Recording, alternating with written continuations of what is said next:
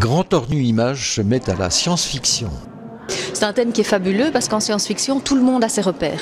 Que ce soit en cinéma, que ce soit en littérature, en bande dessinée, en dessin animé pour les enfants, tout le monde a des souvenirs et des références personnelles qui sont liées à la science-fiction. Dans la science-fiction, il y a deux choses. Il y a le côté scientifique, cette curiosité pour le progrès, la technologie qui est déjà tellement fantastique que quand on ouvre n'importe quelle publication de science, on nage déjà en pleine science-fiction.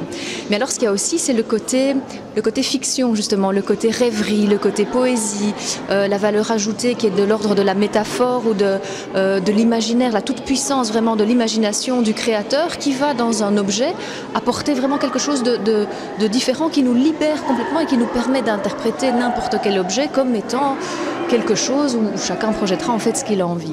Du côté de Grand Tornu Images, dont la vocation est de montrer du design, on a voulu se pencher sur l'époque contemporaine et sur la façon dont les thèmes qui traversent la science-fiction influencent encore des designers ou des architectes aujourd'hui. Donc l'exposition s'organise en deux parties.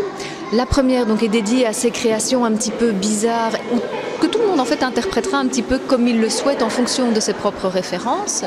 Et puis la seconde partie, elle est dédiée plutôt à la technologie avec un focus sur plusieurs technologies qu'on utilise beaucoup aujourd'hui et qui ont vraiment chamboulé tout le monde du design, l'informatique forcément, et l'impression en 3 dimensions. Aujourd'hui, n'importe qui peut acheter ces imprimantes en 3 dimensions qui fonctionnent comme une imprimante normale et qui permettent d'imprimer couche par couche de matière n'importe quel objet, que ce soit un verre, que ce soit une carafe, que ce soit un téléphone ou que ce soit des choses beaucoup plus sophistiquées, notamment des prothèses dans l'univers médical, et donc de répliquer à la perfection n'importe quel objet.